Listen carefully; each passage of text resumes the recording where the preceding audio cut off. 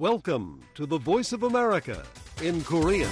Direct from Washington, the Voice of America, VOA.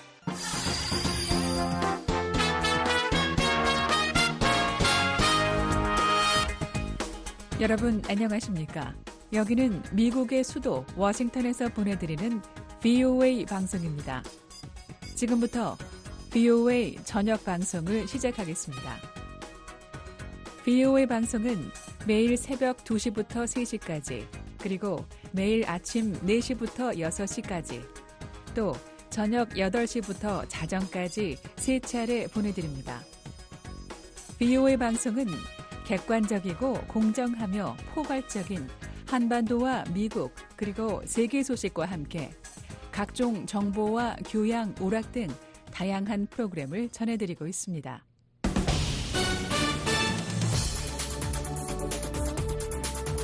VOA 세계뉴스입니다. 오는 11월 미국 대선의 민주당 후보인 카멀라 해리스 부통령과 러닝메이트로 지명된 팀 월즈 미네소타 주지사가 어제 첫 공동유세에 나섰습니다.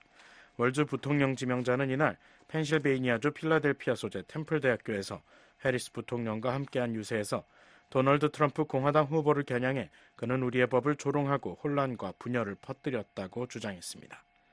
이어 대통령으로서의 행적은 말할 것도 없다면서 신종 코로나 바이러스 위기에 직면해서는 얼어붙어 버렸고 우리 경제를 곤두박질치게 했으며 단언컨대 트럼프 재임 중 폭력적인 범죄도 증가했다고 말했습니다. 월즈 지명자는 여성의 낙태권 제한 등 공화당의 정책에 대한 비판도 이어갔습니다. 해리스 부통령도 이날 연설에서 남편, 아버지, 교사, 전직 군인이자 하원 의원, 주지사를 지낸 월즈 지명자가 사람들로 하여금 소속감을 느끼게 만들며 큰 꿈을 꾸도록 영감을 불어넣는 사람이라며 지지를 호소했습니다. 한편 트럼프 후보는 자신의 소셜미디어에 해리스 부통령과 월즈 부통령 지명자를 겨냥해 미국 역사상 가장 급진적인 좌파 2인조라고 주장했습니다. 제이디 벤스 공화당 부통령 후보도 이날 필라델피아에서 기자들에게 월즈 지명자가 2020년 미네소타주 미니아폴리스에서 조지 플로이드 사건 관련 시위에 주지사로서 적극 대응하지 않았던 점 등을 공격했습니다. 팔레스타인 무장정파 하마스가 통치하는 가자지구의 책임자 야히야 신화르가 하마스의 새 1인자 자리에 올랐습니다. 하마스는 어제 성명에서 이같이 밝히면서 순교한 지도자 이스마일 하니에의 뒤를 이어 야히야 신화르 사령관을 이 운동 하마스의 정치국 의장으로 선택한 데 신의 가호가 있길 바란다고 말했습니다.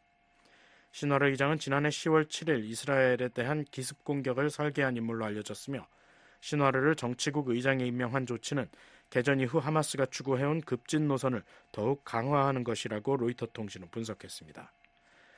이와 관련해 토니 블링컨 미국 국무장관은 기자들에게 신화르는 휴전 타결에 있어서 주된 결정권자였고 여전히 그렇다면서 양측 간 휴전이 주요 목표가 돼야 한다는 점을 거듭 강조했습니다.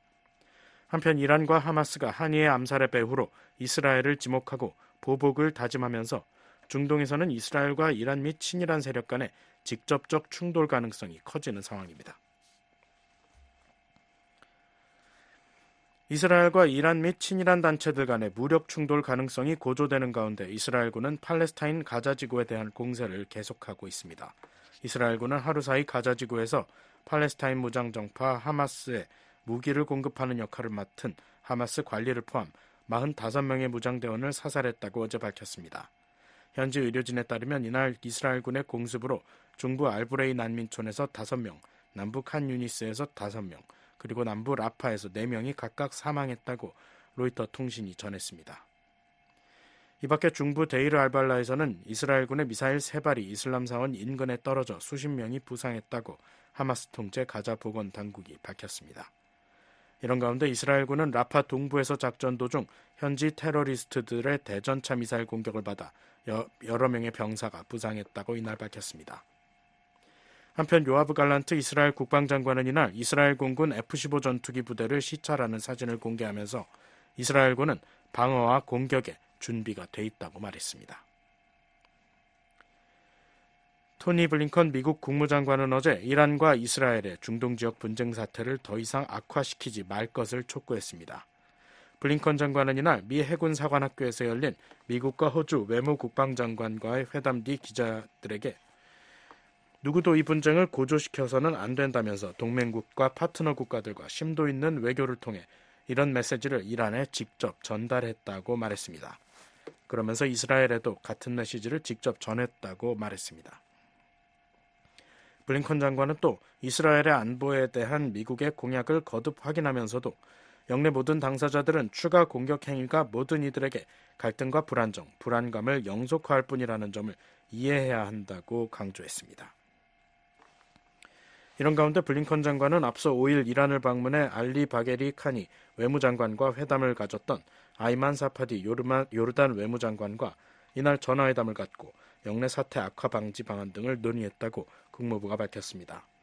조 바이든 대통령도 압델 파타 엘시시 이집트 대통령, 셰이크 타민 빈 하마드 알타니 카타르 국왕과 이날 각각 전화회담을 갖고 이스라엘 하마스 간 즉각적 휴전과 영내 긴장 완화 방안 등을 논의했다고 백악관이 밝혔습니다. VOA 세계뉴스 김시영입니다.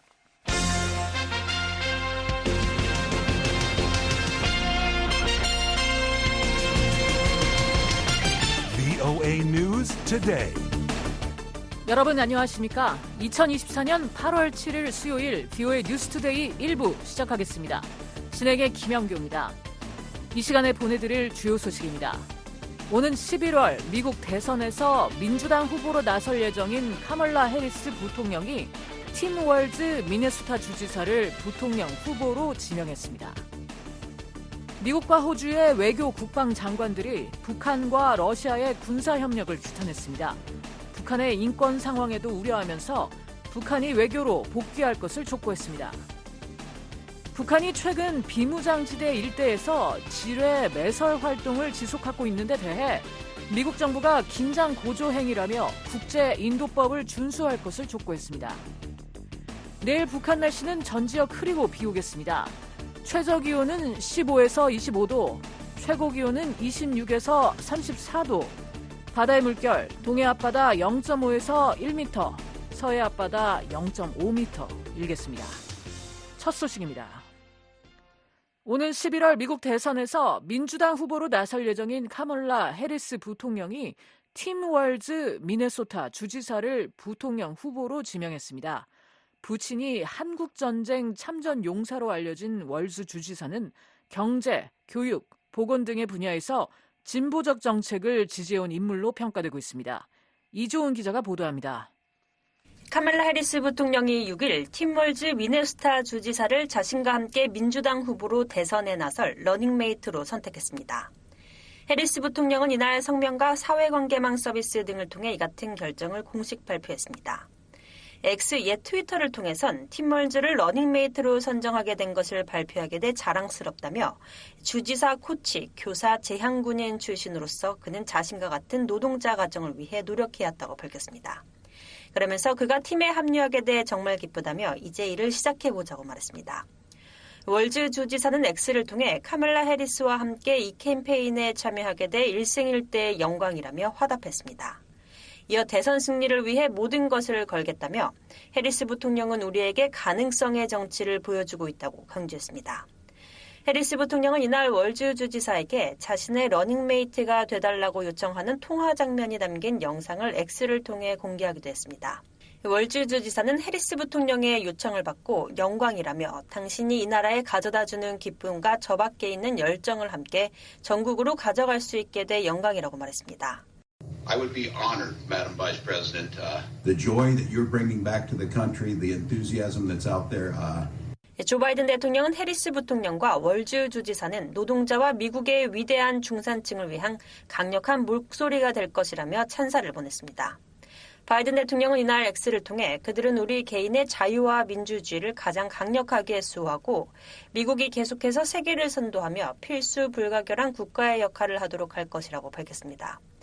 해리스 부통령과 월즈 주지사는 오늘 19일부터 22일까지 열리는 민주당 전당대회에서 각각 민주당 대통령, 부통령 후보로 공식 지명된 뒤 11월 대선에서 공화당 후보인 도널드 트럼프 전 대통령과 부통령 후보인 제이디 벤스 상원 의원과 맞붙게 됩니다.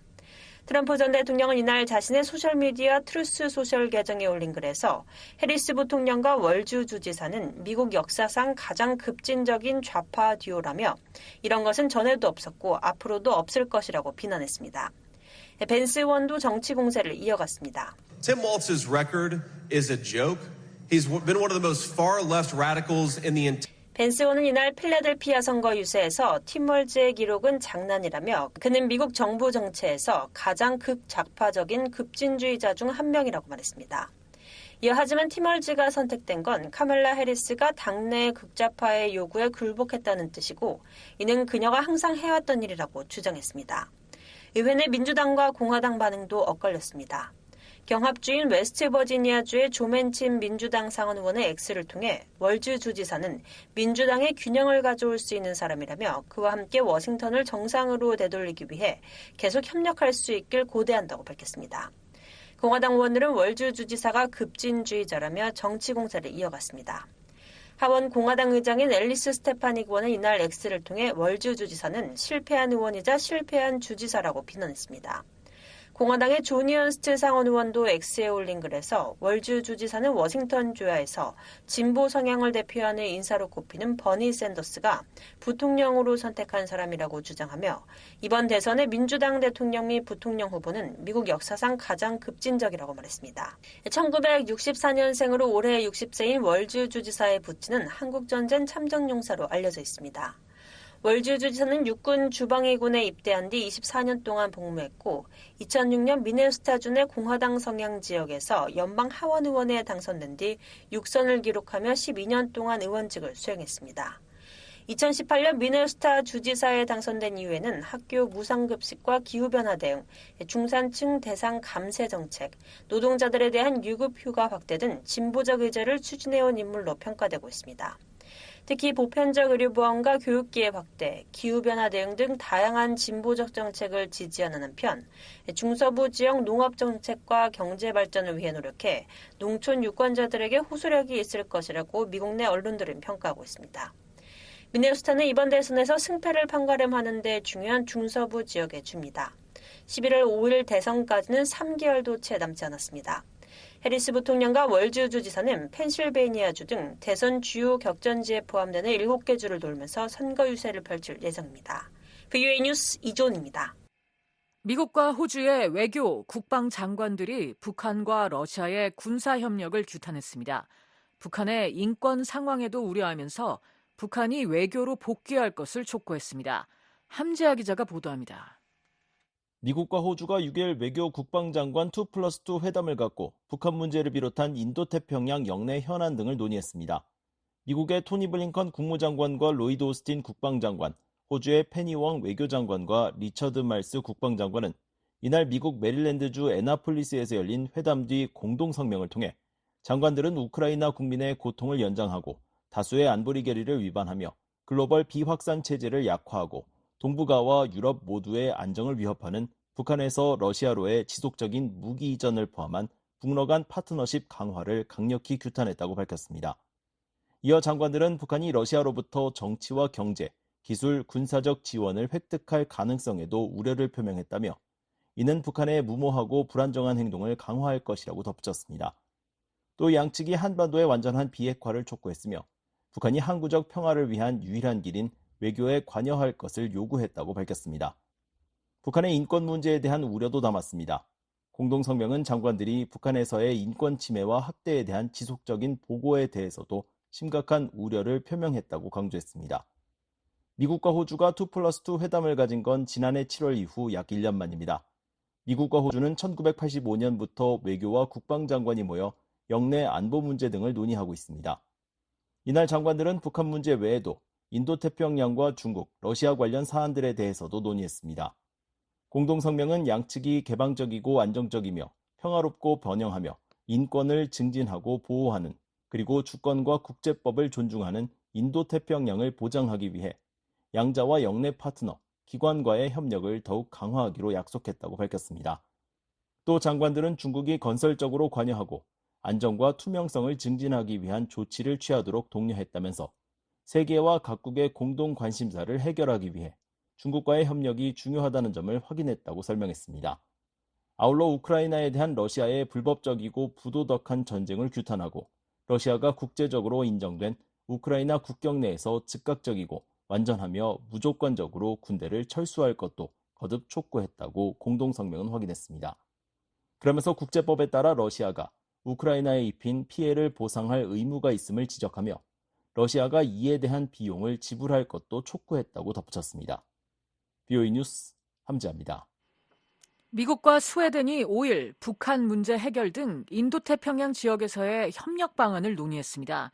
국무부 대변인실은 6일 보도자료에서 전날인 5일 미국이 워싱턴 DC에서 인도태평양 대화를 위해 스웨덴을 초청했으며 커트 캠벨 국무부 부장관과 얀 크누트손 스웨덴 외무차관이 공동 의장을 맡았다고 밝혔습니다. 그러면서 캠벨 부장관과 크누트손 차관은 러시아 방위산업 기반에 대한 중국의 지속적인 지원과 더불어 러시아와의 군사협력 심화와 우려스러운 인권 상황 등 북한의 염려스러운 동향에 대한 우려를 표명했다고 전했습니다. 대변인실은 양측이 북한 문제 외에도 남중 국해에서의 국제법과 항행의 자유 수호, 타이완 해협에서의 평화와 안정 유지, 인도태평양에서의 해양 및 안보 협력 강화 등 자유롭고 개방적인 인도태평양을 발전시키기 위한 영내 공동 우선순위에 대해 논의했다고 밝혔습니다. 아울러 양측은 긴급한 안보 도전에 대처하기 위해 북대서양 조약기구, 나토 동맹국과 나토의 인도태평양 파트너 간 필수적인 관계를 발전시키는 게 중요하다는 점도 강조했다고 덧붙였습니다. 한편 미국은 이번 인도태평양 대화에 국무부와 국가안보회의, 국방부의 고위관리가 참여했다고 대변인실은 밝혔습니다. 미국 정부는 독일의 유엔군 사령부 가입에 대한 북한의 비난을 일축하며 독일의 참여가 인태지역 국제협력 강화에 기여할 것이라고 밝혔습니다. 독일은 인태지역의 안보를 수호하겠다는 의지를 재확인했습니다. 안소영 기자입니다. 미국 국무부가 6일 우리는 독일의 유엔사 참여를 환영한다며 이는 인도태평양 지역에서 국제협력 강화에 기여할 것이라고 밝혔습니다. 국무부 대변인은 이날 북한이 18번째 유엔사 회원국이 된 독일을 비난한 데 대해 VOA 논평 요청에 이같이 말했습니다. 그러면서 우리는 독일의 유엔사 가입을 환영하고 안전하고 평화로운 한반도라는 공동의 목표를 향한 독일의 헌신을 기대한다는 지난 2일자 인도태평양 사령부의 보도자료를 공개했습니다. 앞서 인태사령부는 독일의 가입은 유엔사의 다국적 노력을 강화시켜 귀중한 전문 지식과 자원을 가져올 것이라고 밝힌 바 있습니다. 또한 의료지원 부대를 통한 독일의 한국전쟁 참전은 세계 평화와 인도주의적 노력에 대한 독일의 오랜 헌신을 보여준다며 독일의 유엔사 합류는 영내 안보를 위한 긍정적인 진전이라고 설명했습니다. 이어 독일과 유엔사는 상호 존중과 협력을 바탕으로 평화롭고 안정적인 한반도를 위한 비전을 공유한다고 덧붙였습니다.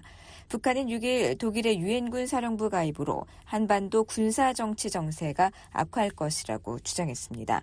북한 외무성 대변인은 이날 조선중앙통신에 담화를 내고 미국 주도의 다국적 침략기구인 유엔사의 독일 가입은 한반도의 평화와 안정을 파괴하고 정세를 격화시키는 행위라고 말했습니다. 그러면서 북한은 자위적인 국방력 강화 조치를 보다 더 철저하게 취해나갈 것이라고 덧붙였습니다. 독일 정부는 북한의 이 같은 담화에 대한 VOA 논평 요청에 우리는 독일의 유엔 사령부 가입에 대한 북한의 반응에 주목하고 있다며 유엔사 합류가 영내 안보에 대한 자국의 헌신을 보여준다는 기존 입장을 재확인했습니다.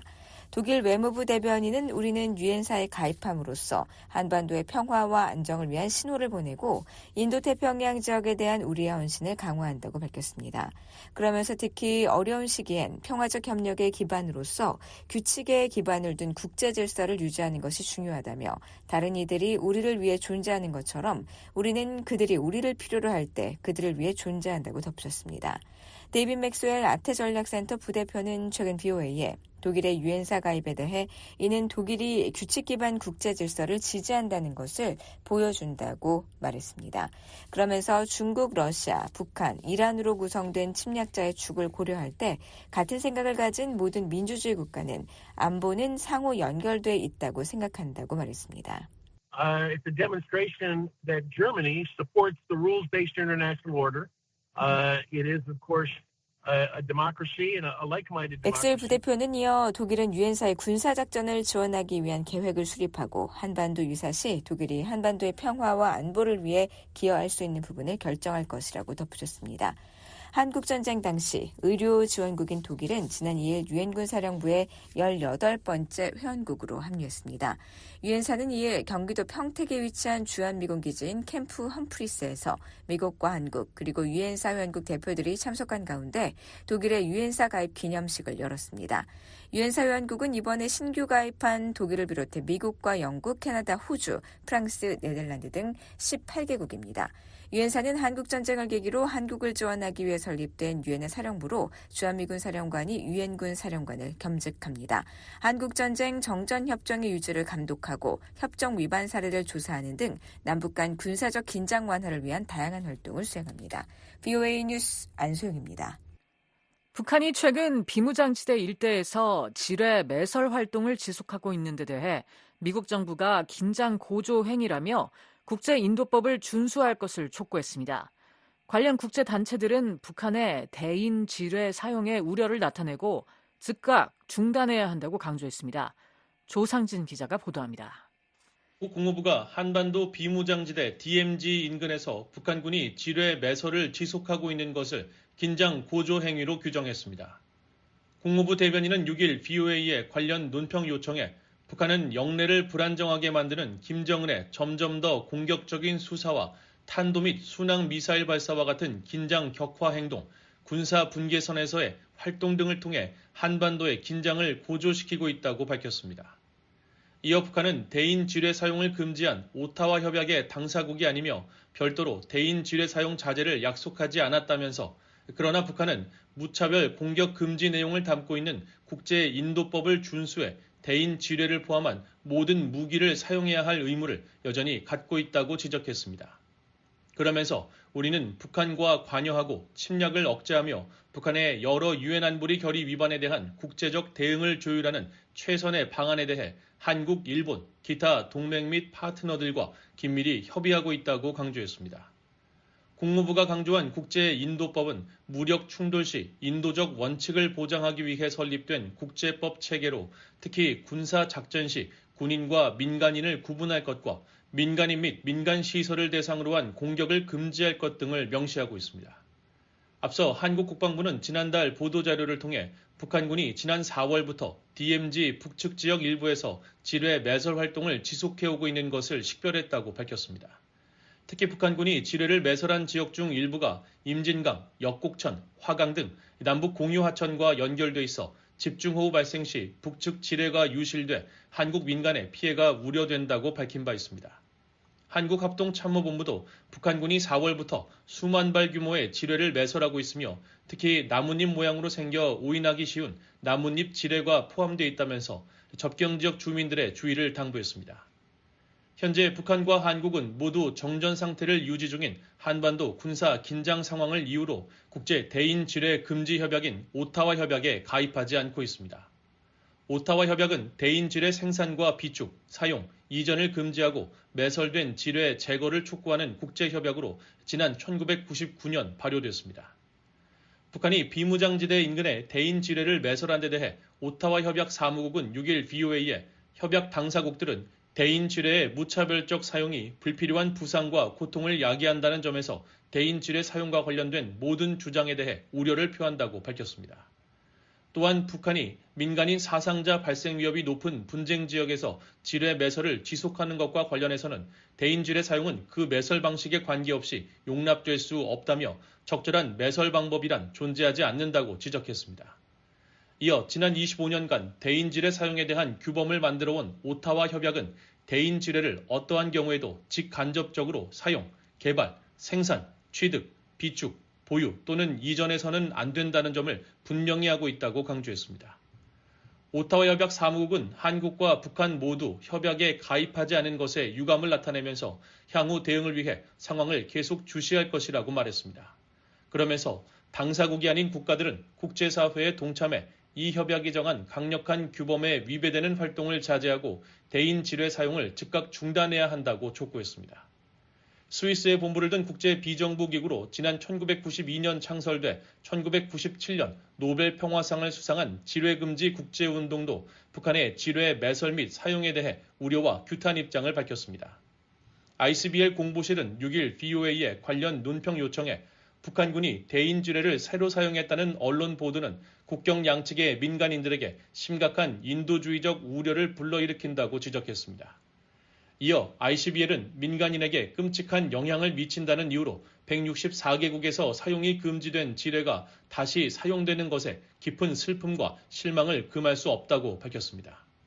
그러면서 지뢰는 21세기에 설 자리가 없으며 한국과 북한을 포함한 모든 국가가 협력해 이 잔인하고 무차별적인 무기를 완전히 금지하는 것이 필수적이라고 강조했습니다.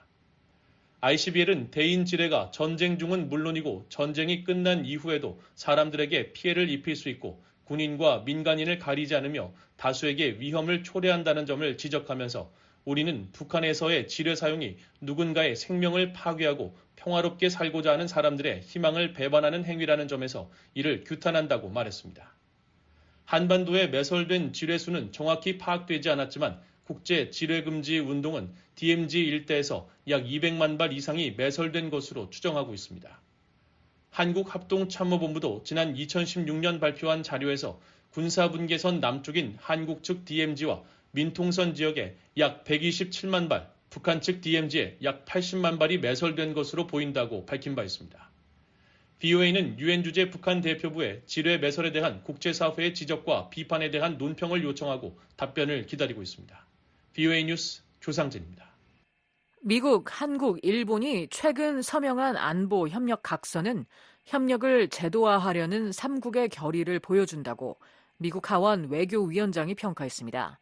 앞서 상원 외교위원장도 3국 협력 제도화에 도움이 될 것이라고 말한 바 있습니다. 이종훈 기자입니다. 하원 외교위원장인 마이클 맥콜로버는 미한일 국방장관이 최근 안보협력 프레임워크 협력각서에 서명한 데 대해 환영한다는 입장을 밝혔습니다. 공화당의 맥콜로버는 5일 VOA 관련 논평 요청에 중국이 인도태평양에서 현상 변화를 모색하고 있는 가운데 일본, 한국과의 이런 역사적인 3국 협력을 보게 돼 기쁘다고 말했습니다.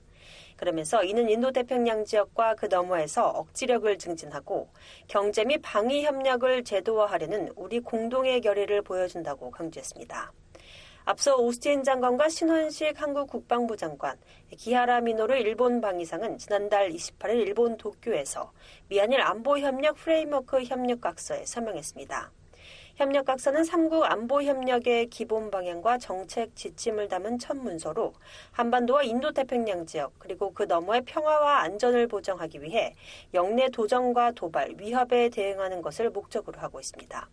각서는 이를 위해 3국 국방장관회의, 합참의장회의, 안보회의 등 고위급 회의를 정례적으로 개최하기로 했습니다.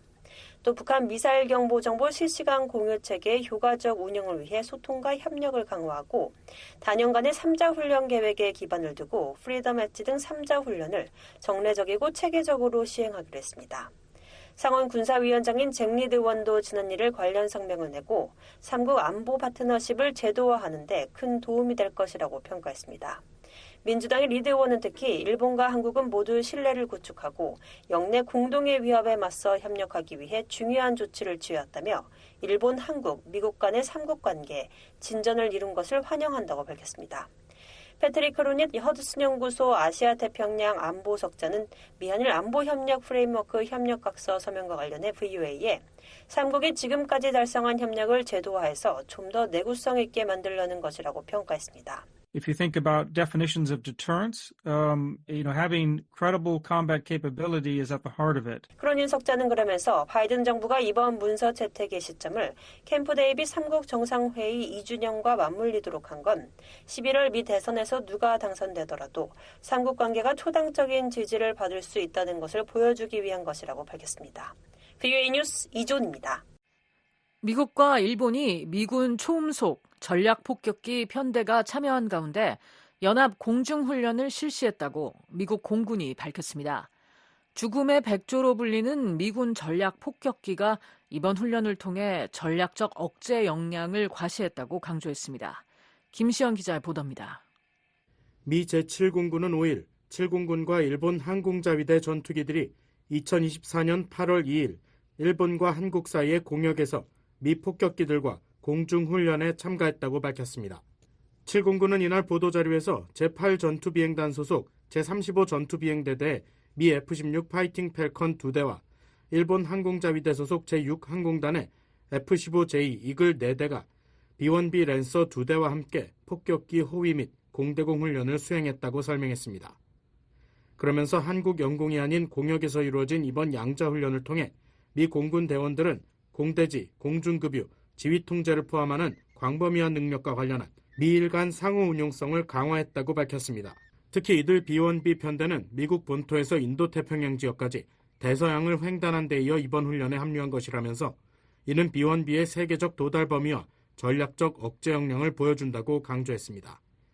죽음의 백조라고도 불리는 B-1B 랜서 폭격기는 미 공군이 운용 중인 B-52, B-2와 함께 미국의 3대 전략 폭격기 중 하나로 4개의 고출력 제트 엔진이 내는 추진력을 바탕으로 음속에 약 1.2배까지 비행할 수 있으며 유사시 괌 기지에서 이륙해 2시간 만에 한반도에 전개가 가능한 것으로 알려져 있습니다.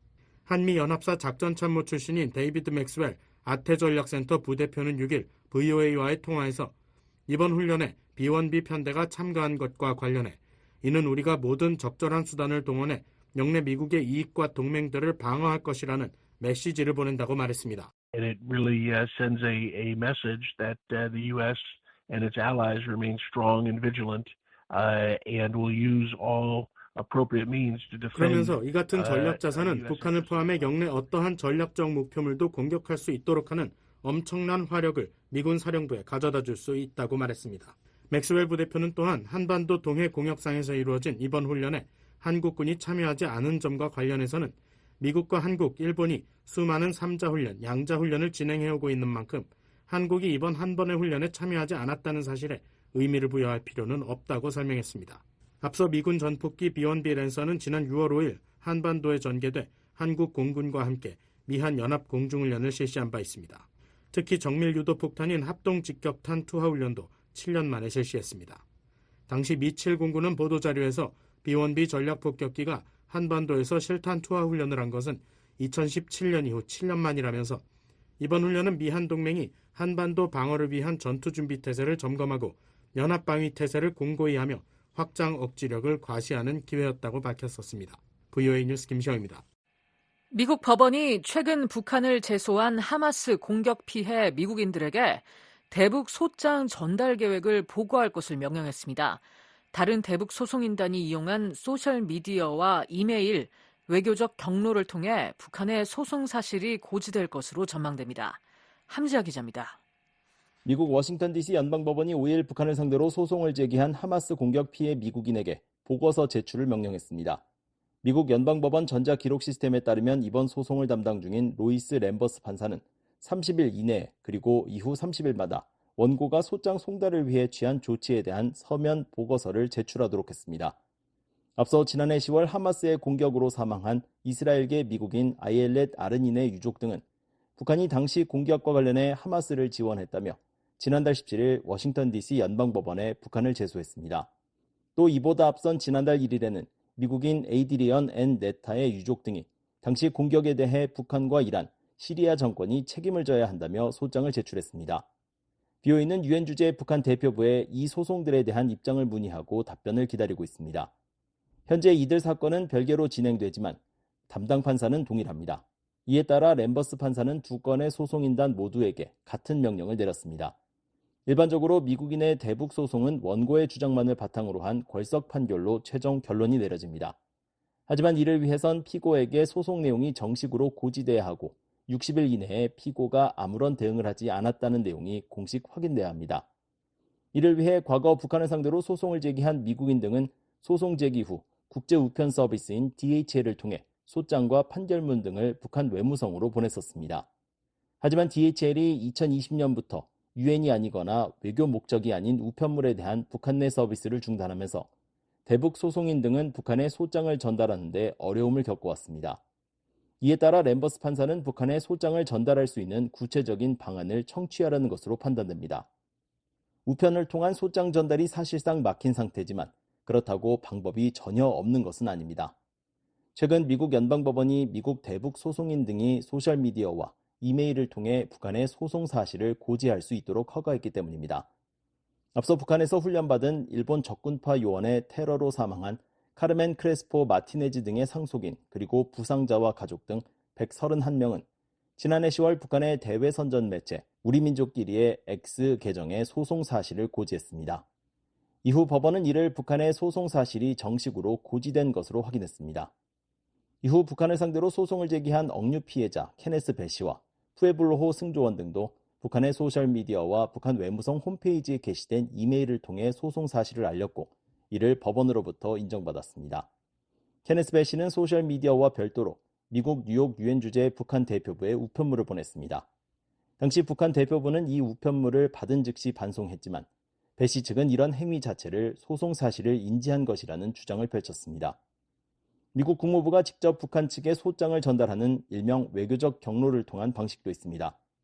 최근 국무부 법률자문실은 대북 소송 관련 문건 3건을 뉴욕 유엔 주재 북한 대표부에 전달한 사실을 법원 서기관실에 통보했습니다. 이에 따르면 국무부는 중국에서 북한 공작원들에 의해 납치됐다 이듬해 평양에서 숨진 것으로 알려진 김동식 목사의 가족들이 제기한 소송과 일본 적군파 피해자 등의 대북 소송에 대한 소장 등을 북한 측에 전달했습니다. 또 2021년 북한의 23억 달러 배상 책임을 명시한 미 해군 함정 푸에블로호 승조원과 가족 등의 최종 판결문과 의견서 등도 유엔 주재 북한 대표부에 전해졌습니다. 다만 국무부가 실제 법원 문건을 북한 측에 전달하기까지 최대 3년이 걸렸습니다. 이는 소송인단이 외교적 경로 방식을 망설이게 하는 요인이 될 수 있습니다. BOA는 이번 소송을 대리하는 변호인들에게 북한에 소장을 전달할 방안을 문의한 상태로 현재 답변을 기다리고 있습니다. 미국 연방법은 다른 나라 정부를 상대로 소송을 제기하지 못하도록 하고 있지만 외국 주권 면제법을 근거로 북한과 같은 테러 지원국은 예외로 하고 있습니다. 앞서 북한은 1988년 최초 테러 지원국으로 지정된 뒤 2008년 해제됐지만 2017년 11월 트럼프 행정부에 의해 다시 테러 지원국으로 지정돼 현재까지 이 지위를 유지하고 있습니다. BOA 뉴스 함재합니다. 미국 국무부의 새 회계년도 활동과 예산 규모를 설정하기 위한 상원의 지출 법안이 공개됐습니다. 한국 등 인도태평양 지역 내 미국 외교공간의 비전투원 대피작전 계획을 마련해야 한다는 내용이 올해 처음으로 담겼습니다. 이종훈 기자입니다. 상원 세출위원회가 최근 위원회를 통과한 2025 회계연도 국무지출 법안을 본회의에 제출했습니다. 5일 의회 기록 시스템을 통해 공개된 법안에는 국무부를 포함해 국제개발처와 유엔 등 행정부의 대외국무 활동 및 프로그램에 총 616억 500만 달러의 예산을 지원하는 내용이 담겼습니다. 상원 세출위원회는 유사시 한국 등 인도태평양 지역 미국 외교공간 직원들의 대피작전 계획 마련이 필요하다는 입장을 올해 처음으로 명시했습니다. 위원회는 법원에 첨부한 보고서에서 위원회는 인도태평양 지역에서 중국의 군사적 강압과 공세가 증가해 수만 명의 미국 외교관 및 시민이 거주하는 국가에서 여러 분쟁이 발생할 수 있는 여건이 조성되고 있다는 점을 우려하고 있다고 밝혔습니다. 그러면서 일본, 한국, 타이완, 필리핀에 우선적으로 중점을 두고 인도태평양 지역 내 각 미국 외교공간에 비전투원 대피작전 계획을 수립할 것을 국무장관에게 지시한다고 명시했습니다. 비전투원 대피작전은 위기 상황에서 군사적 보호 아래 민간인 외교관 등 비전투원을 안전한 장소로 대피시키는 작전입니다. 한편 법안은 북한과 관련해 전 회기연도와 마찬가지로 대북방송과 인권 증진 활동에만 예산을 지출하도록 했습니다. 미 정부의 직접적인 재정 지원이 금지된 나라는 북한과 이란, 시리아, 쿠바 등 4나라입니다. 구체적으로 북한 인권 관련 예산 지출은 민주주의 기금과 경제지원기금을 통해 집행되도록 했습니다. 대북방송과 관련해선 방송 시간을 직전 회기연도 수준 이상으로 유지하기 위해 사용돼야 한다고 명시했습니다. 그동안 미 정부는 북한 인권 증진 활동 예산을 대북방송 운용과 탈북난민 지원 등에 사용해왔습니다.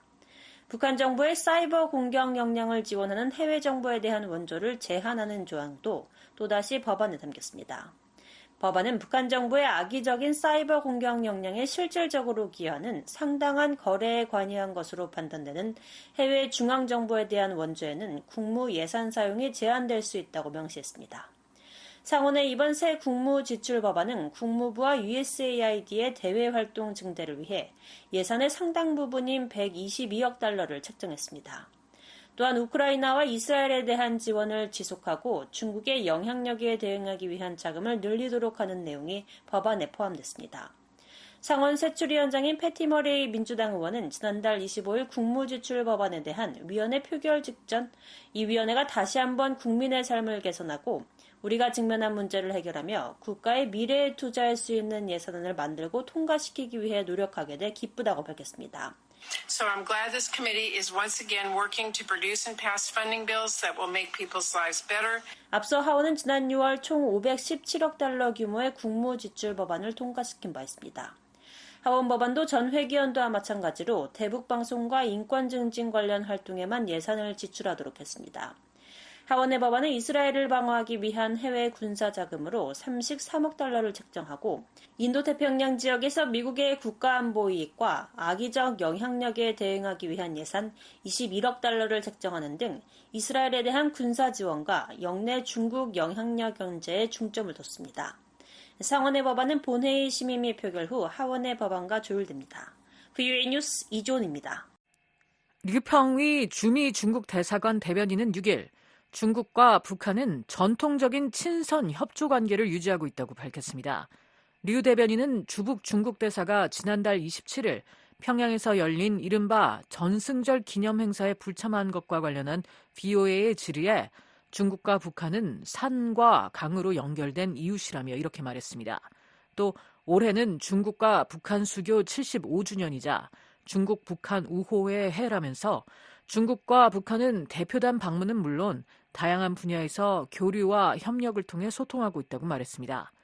미국 전문가들 사이에선 중국 대사의 전승절 행사 불참은 최근 북러 밀착에 대해 중국이 불편한 심기를 드러내며 양국 사이의 긴장이 표면화한 것이라는 해석이 나왔었습니다.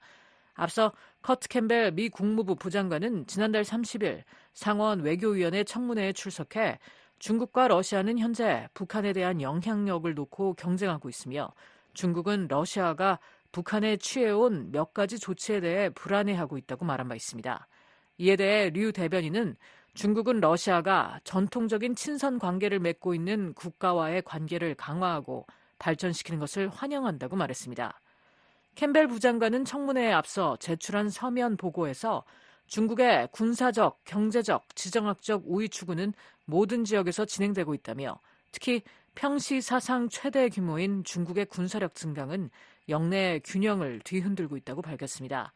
이와 관련해 류 대변인은 중국은 세계 평화를 위한 세력이며 세계 발전에 기여하고 국제 질서를 수호하는 국가라며 중국은 평화적 발전의 길과 본질적으로 방어적인 국방 정책에 전념하고 있다고 말했습니다.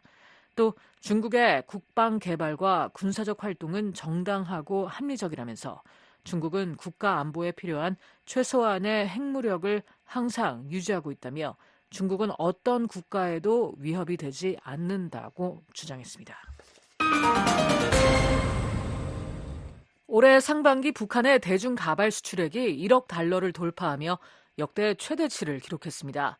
강제 노동을 통해 만들어진 북한산 가발이 중국산으로 둔갑해 미국으로 유입될 가능성도 문제로 지적되고 있습니다. 안준호 기자입니다. 올해 1월부터 6월까지 북한이 중국에 가장 많이 수출한 품목은 가발과 속눈썹 등 인조모발 제품인 것으로 나타났습니다.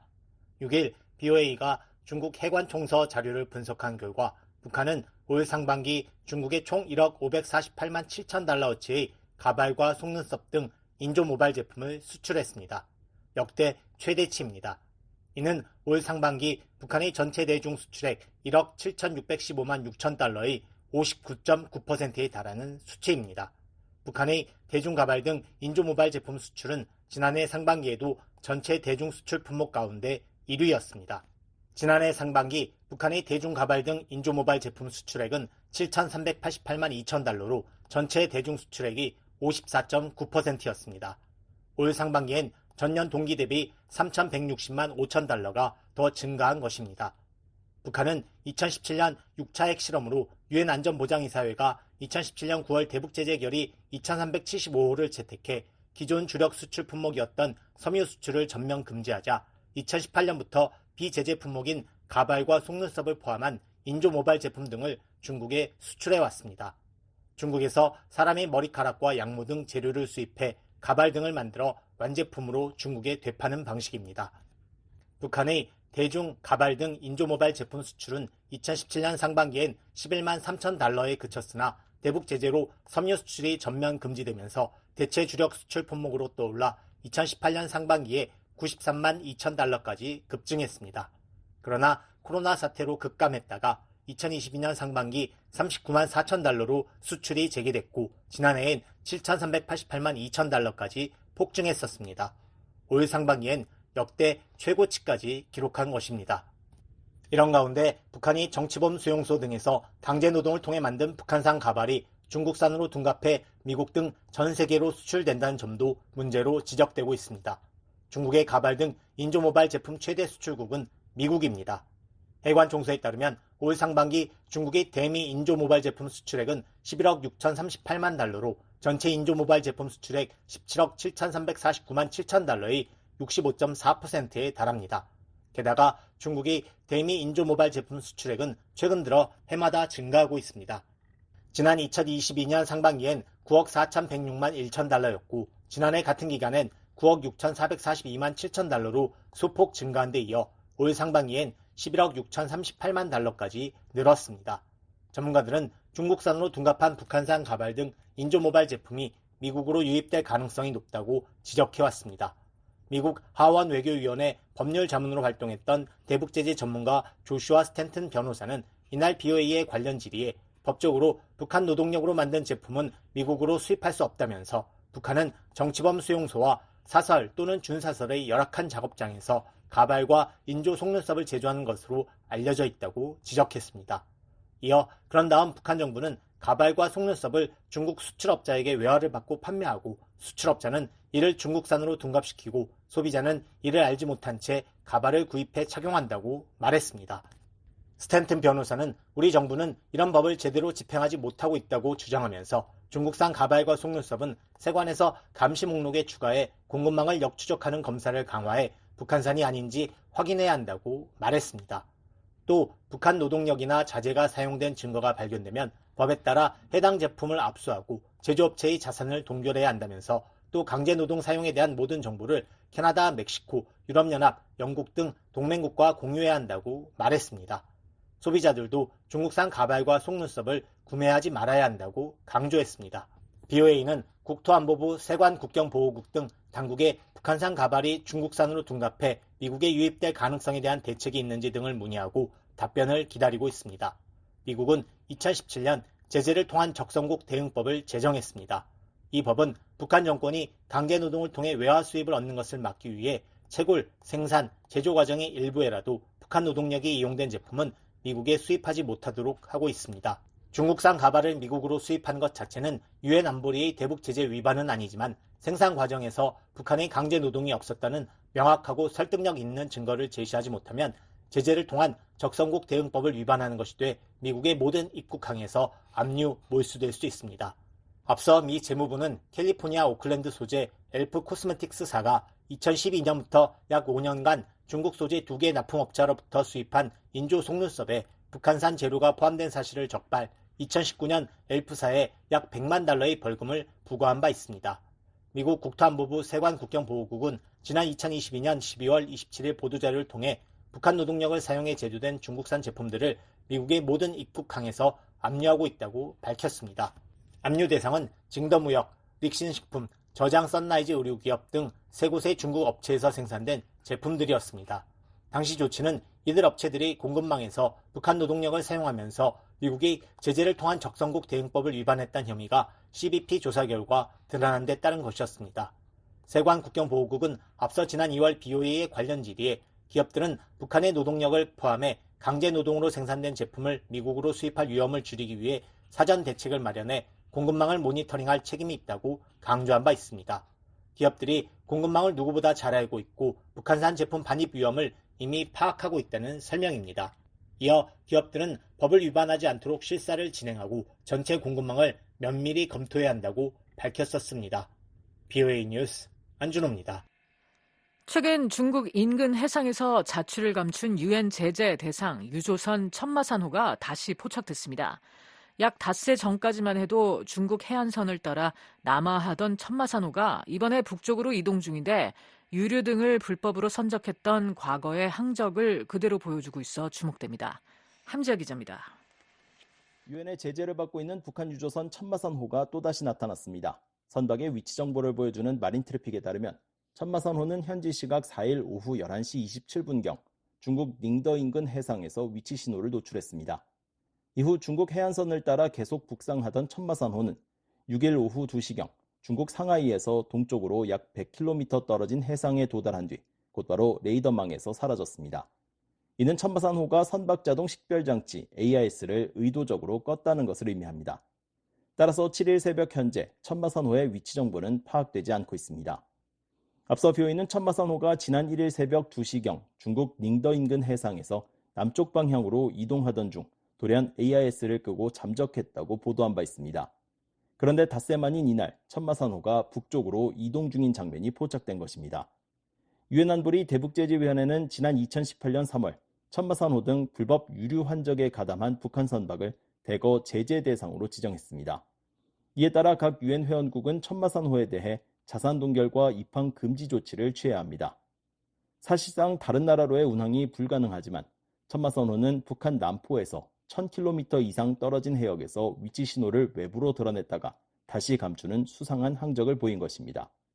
남아프리카 공화국 해군 대령 출신으로 유엔 안보리 대북제재위원회 전문가 패널에서 활동한 닐 바츠 전 위원은 지난달 2일 BOA와의 전화통화에서 자산 동결 대상 선박은 제재 지정 선박으로 압류돼야 한다며 관련 내용을 담은 안보리 결의 22705 12항을 근거로 들었습니다. A vessel subject to asset freeze, a designated vessel, should be seized. 천마산호가 잠적한 중국 동중국해 일대는 과거 북한 선박이 제3국 선박과 불법 환적을 통해 유류를 건네받은 곳으로 잘 알려져 있습니다. 따라서 약 사흘간 이 일대에서 자취를 감춘 천마산호가 불법 환적을 통해 유류를 넘겨받아 다시 북한으로 향하는 게 아닌지 주목됩니다. 최근 임무가 종료된 대북제재위원회 전문가 패널은 과거 천마산호가 동중국해 해상을 운항한 항적을 공개하면서 천마산호가 유류를 선적했을 것이라고 분석한 바 있습니다. 당시 전문가 패널이 공개한 항적은 이번 천마산호의 운항 경로와 동일합니다.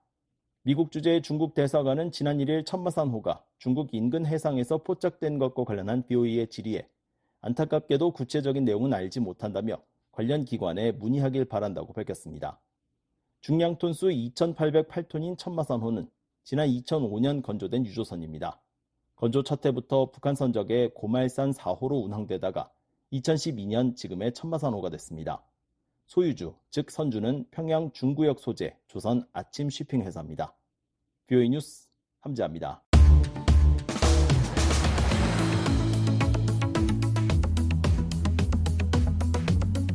한국 내 주요 뉴스를 소개해드리는 한국은 지금입니다. 최원기 기자 나와 있습니다. 어서 오세요. 안녕하십니까. 네, 오늘은 어떤 소식이 있나요? 파리올림픽에서 한국 대표팀이 잘 싸우고 있다는 내용과 함께 북한이 5번째 메달을 땄다는 소식 전해드리겠습니다. 이어서 윤석열 한국 대통령이 여름 휴가를 보내고 있다는 소식 전해드리겠습니다. 네, 먼저 파리올림픽 소식부터 살펴볼까요? 네, 올림픽은 이제 11일째인데요. 현재 한국은 금메달 11개, 은메달 8개, 동메달 7개로 6위를 달리고 있습니다. 1위는 금메달 24개를 딴 미국이고 2위는 금메달 22개를 딴 중국, 3위는 금메달 14개를 딴 호주입니다. 북한은 은메달 2개, 동메달 3개로 50위입니다. 네, 한국은 파리올림픽에서 매일같이 메달을 따서 금메달이 벌써 11개인데 6일에는 아무런 메달 소식이 없었군요. 그렇습니다. 한국 선수단은 6일 파리올림픽 개막 이후 처음으로 메달 없는 하루를 보냈습니다.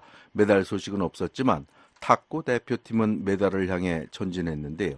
신유빈 선수, 이은혜 선수, 전지 선수로 팀을 꾸린 한국 여자 대표팀은 탁구 여자 단체전 8강전에서 스웨덴에 3대0으로 승리했습니다. 한국 탁구가 올림픽 여자 단체전에서 준결승에 오른 건 2012년 런던 대회 이후 12년 만입니다. 여자 대표팀이 1승만 더 올리면 동메달을 확보할 수 있습니다. 네, 한국 대표팀의 일부 선수들은 이미 귀국을 했죠. 그렇습니다. 올림픽에서 양궁 금메달을 싹쓸이한 한국 양궁 대표팀은 6일 인천국제공항을 통해 귀국했습니다. 한국 양궁은 이번 대회에서 은메달 5개, 여자 개인전 은메달 1개, 남자 개인전 동메달 1개를 합쳐서 총 7개의 메달을 수확하는 사상 최고의 성적을 냈는데요. 선수들은 이날 인천공항에 도착해 귀국을 환영하는 가족과 팬들을 만났습니다. 네, 북한에서는 다이빙을 뛰어들기라고 부르는데 뛰어들기에서 메달을 땄어요. 그렇습니다. 북한의 김미래 선수가 올림픽에서 2번째 메달을 목에 걸었습니다. 김미래 선수는 6일 다이빙 여자 10m 플랫폼 개인 결승에서 합계 372.10점을 받아 3위를 기록해 동메달을 땄습니다. 앞서 김미래 선수는 지난달 31일 여자 싱크로 10m 결승에서 조진미 선수와 함께 2위에 오르며 은메달을 땄는데요. 이로써 김미래 선수는 북한 다이빙 역사상 첫 올림픽 개인 종목 메달리스트가 됐습니다. 네, 김미래 선수가 메달을 따고 인터뷰를 했었죠? 했습니다. 김미래 선수는 시상식 직후 가진 인터뷰에서 내가 10m 개인 종목에서 메달을 딴 건 이번이 처음이라며 큰 경기에 나와서 4등만 했는데 지금 대단히 기쁘다. 비록 3등이지만 내게 힘이 되어준 조국의 많은 분들께 인사드리고 싶다고 밝혔습니다. 그러면서 내 기억만이 아니라 조국의 기억 속에 역사의 한 페이지에 자그마하게라도 남아있길 바란다고 덧붙였습니다. 네. 그런데 북한의 조선중앙TV는 올림픽 개막 9일 만인 4일부터 녹화 실황이라면서 올림픽 탁구와 다이빙 경기를 방영했는데 왜 이렇게 늦게 올림픽 소식을 방영하는 걸까요? 그것은 아마 중계권과 관련이 있는 것으로 보입니다. 네. 원래 올림픽 중계권은 각국 방송사가 돈을 내고 중계권을 사서 방송하는 것인데요. 그동안 북한은 돈이 없어 중계권을 사지 못하고 한국 방송사들이 인도적 차원에서 제공하는 중계권을 받아서 방송해 왔습니다. 그러나 최근에는 남북 관계가 워낙 악화돼서 이마저 지원받기가 어려워진 것으로 보입니다. 그렇군요. 다음 소식으로 가보겠습니다. 윤석열 한국 대통령이 여름 휴가를 떠났군요. 네, 윤석열 대통령은 여름 휴가 첫날인 5일 경상남도 통영 중앙시장을 방문해 상인들을 만났습니다. 한국 언론에 따르면 남색 대한민국 해군 티셔츠 차림의 윤 대통령은 1시간가량 시장에 머물며 상인들을 만났는데요. 윤 대통령은 시장에서 만난 시민들과 일일이 악수하며 잘 지내셨나요? 고생 많으십니다. 라며 상인들을 격려했습니다. 네, 윤 대통령이 시장에서 물건도 샀습니까? 샀습니다. 윤 대통령은 이날 통영시장에서 오징어, 보리새우, 아귀채 등 다양한 해산물과 건어물을 직접 구입했습니다. 윤 대통령은 이 지역 군시설에서 하룻밤 묵을 예정인데요. 휴가 이튿날인 6일에는 군 장교와 부사관들을 만나 격려하는 시간을 가질 예정입니다. 네, 대통령 부인도 함께 휴가를 떠났겠죠? 네, 윤석열 대통령과 함께 휴가를 떠난 부인 김건희 여사도 6일 부산 전통시장을 방문했습니다. 김건희 여사는 이날 오후 명란 브랜드 연구소와 부산 깡통시장을 찾았는데요. 김 여사는 오후 5시께부터 시장에 1시간가량 머물면서 대추와 마늘 등 식품을 샀다고 합니다. 김 여사는 상인들에게 날도 더운데 건강을 챙겨가면서 하시라며 장사가 잘 됐으면 좋겠다고 인사했습니다. 또 사진 촬영을 요청하는 상인들과는 함께 기념사진도 찍었습니다. 네, 대통령 내외가 여름 휴가를 맞아 일종의 민생 행보를 한 것처럼 보이네요. 그렇게 볼 수 있습니다. 한국이나 미국 같은 민주주의 국가에서는 대통령이 시장을 방문해 일반 국민들과 얘기를 나누고 친근한 모습을 보이는 것이 상당히 중요합니다. 특히 물가 오름세, 즉 인플레 같은 경제 문제가 심각하기 때문에 대통령이 직접 시장을 방문해 시민들을 만나는 것이 중요한 정치적 행위에 해당됩니다. 네, 한국은 지금이었습니다. 지금까지 VOA 뉴스투데이 1부 보내드렸습니다. 잠시 후에는 VOA 세계 뉴스투데이 2부가 방송되겠습니다.